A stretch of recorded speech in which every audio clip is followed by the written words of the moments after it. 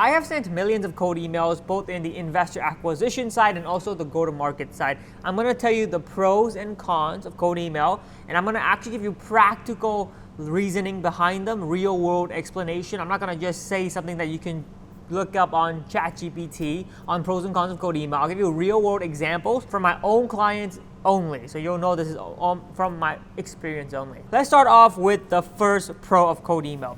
It is extremely quick to get a meeting booked and get some interest brewing compared to any other channel. I had a client that we signed that was a branding agency, and we did onboarding on Thursday, but we already agreed and he already paid the week prior. So we started running some campaigns, and by the time we actually did onboarding, we had, I think, 3 to 4 meetings booked already on the calendar. So the meeting turnaround on cold email is extremely quick. Now, one of the cons of cold email, and I can actually give this example the same with the branding agency, is the fact that you can't really use any visuals in your B2B acquisition or any kind of conversation, right? You're only confined to words. That's the whole point of cold email. So when it comes to something like a branding agency or something that requires a lot of visuals to demonstrate your product, service, whatever the case may be, it can be hard to pull off.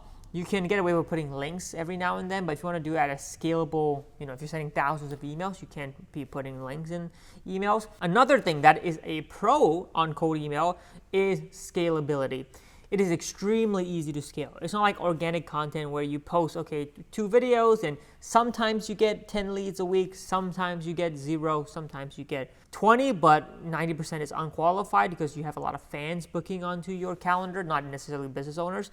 That will happen with a lot of acquisition channel, but Facebook ads or meta ads and cold email are probably one of the most scalable things you can do because there's a very easy metric to look at. Okay, I sent 1,000 emails, I get 100 replies, or let's say even conservatively 50 replies, and I know 20 people are interested and 5 people book a meeting. Okay, if I had 2,000, the numbers aren't going to fluctuate too much. It's going to be relatively the same, especially if you have a large TAM to play with. So it's extremely scalable. Now, another con I want to delve into is actually in the name, cold email. The traffic you are dealing with cold email is so cold.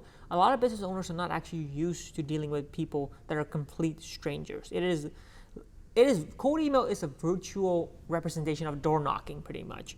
So companies that are used to referrals, companies that are used to content, people coming into your store, buying things from you that know you already, that like you already, you're dealing with a complete different breed of people. These are complete strangers. They don't know you. They've never heard of you unless you're a big name. And you have to do a lot of things to win them over. You have to start setting some smaller expectations and then win on every step of the way before you go for the big kill, right? Before you sell them the big package, the meeting even.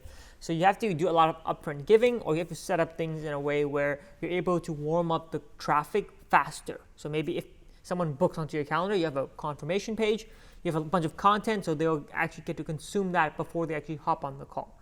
So there are ways you can go about it, but please be used to the cold traffic.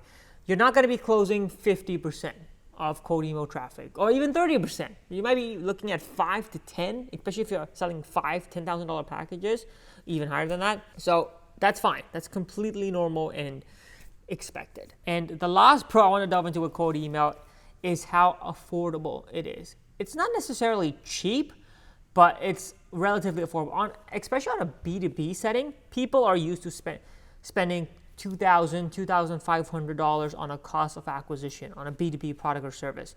With cold email, that can actually go down quite a bit. You can spend $1,000 a month, $2,000 a month, and you can get 40 to 100 meetings a month. Anywhere in that ballpark. It might not all be qualified. If we say 50% is qualified, you could be looking at 20 to 50 qualified meetings a month, spending $500 to probably $1,000 a month. So it is quite affordable, but it does also have diminishing returns. If you get to a certain point, when you're getting to super scale, you will start to see diminishing returns, but it's nowhere near as big as ads. You see with meta ads how the cost is rising every year. So it is extremely affordable. Now, the last con I want to get into is going to be the maintenance of it. Cold email is very maintenance heavy. It's not something where you can just set it up and let it go and not worry about it. There's a degree of it to it. There's a component of it that you can do that, but it is something where you need someone, a person, to go into the campaigns, look at it every single day. Okay, see if things are breaking. It's very easy for things to break with cold email. Deliverability could break. Your copy could suddenly get exhausted. Your domain could get tanked. So there's a lot of things that can break and completely shut the whole operation, not just like a small little tweak. If deliverability breaks, you have to set it all up all over again, or if you're smart, if you have backups, you have to rotate them in. So there's a pretty high maintenance. It's something where I would recommend you every day you look at your campaigns, at least scan through it, and then you also have to reload leads. So if you run out of leads to contact, you have to reload them depending on how fast you go over them. So it could be once a week. I do it every 2-3 days. So it can be a tedious process. It's automatable, but in the meantime, I'm adjusting it myself. So I'm just gonna assume that's the case. So it's very high maintenance. So that is the pros and cons of cold email. Do with that what you will. Hopefully that has at least set the expectations right, because a lot of people think it's the be all end all. A lot of people think it's in between.